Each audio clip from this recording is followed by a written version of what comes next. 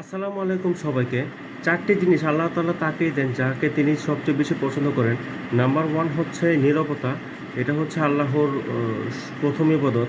অর্থাৎ আল্লাহ রাসূল সাল্লাল্লাহু আলাইহি ওয়াসাল্লাম বলেছেন যে ব্যক্তি চুপ থাকে সে নাজাত পায়। চুপ থাকা একটি পরিশ্রমবিহীন ইবাদত। আর চুপ থাকলে অনেক গুনাহ থেকে বেঁচে যায়।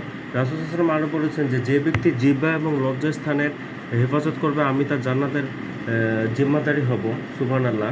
রাসূল সাল্লাল্লাহু আলাইহি ওয়াসাল্লাম বলেছেন তোর চুপ থাকলে ৬০ বছরের নফল ইবাদত করলে যে সওয়াব সেটা দেওয়া হয়। সুবহানাল্লাহ। আর যে চুপ থাকে সে নাজাত পায়, এটা রাসূল সাল্লাল্লাহু আলাইহি ওয়াসাল্লাম বলেছেন। তো ১ নম্বর হচ্ছে নীরবতা, ২ নম্বর হচ্ছে আল্লাহর উপর তাওয়াক্কুল বা ভরসা। আল্লাহর উপর ভরসা হচ্ছে যে ব্যক্তি আল্লাহর উপর ভরসা করে তার জন্য তিনিই যথেষ্ট।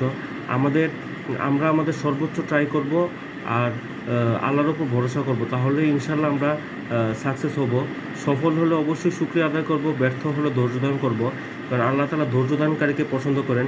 ইন্নাল্লাহা মাআস সাবিরিন, অর্থাৎ আল্লাহ তাআলা ধৈর্যশীলদের সাথে আছেন। ৩ নম্বর হচ্ছে বিনয়।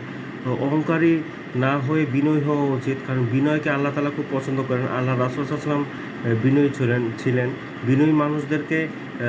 বিনয়ী মানুষরা সব জায়গায় জিতে যায়। কাজেই আমাদের উচিত যে অহংকার না করা, কারণ অহংকারকারীকে আল্লাহ তাআলা পছন্দ করে না। অহংকার হচ্ছে আল্লাহর চাদর। আর রাসূল সাল্লাল্লাহু আলাইহি ওয়াসাল্লাম আরও বলেছেন যে যার অন্তরে অনুপরিমাণ অহংকার আছে সে জান্নাতে প্রবেশ করবে না। কাজে আমাদের উচিত, অহংকার আল্লাহর চাদর, অহংকারকারীকে আল্লাহ এবং আল্লাহ রাসূল পছন্দ করে না। আর ৪ নম্বর হচ্ছে যে দুনিয়ার প্রতি অনাসক্তি,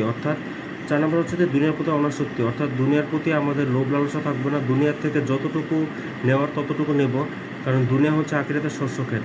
তো নাম্বার 1 হচ্ছে নীরবতা, এটা হচ্ছে আল্লাহর প্রথম ইবাদত। ২ নম্বর হচ্ছে যে আল্লাহর উপর তাওয়াক্কুল বা ভরসা। ৩ নম্বর হচ্ছে যে বিনয়। বিনয়কে আল্লাহ এবং আল্লাহ রাসূল খুব পছন্দ করেন। ৪ নম্বর হচ্ছে যে দুনিয়ার প্রতি অনাসক্তি, অর্থাৎ দুনিয়ার প্রতি লোভ লালসা না রেখে আখিরাতের প্রতি লোভ লালসা রাখা। তো আজকে এই পর্যন্তই। সবাই ভালো থাকবেন, সুস্থ থাকবেন। আসসালামু আলাইকুম ওয়া রাহমাতুল্লাহি ওয়া বারাকাতুহু।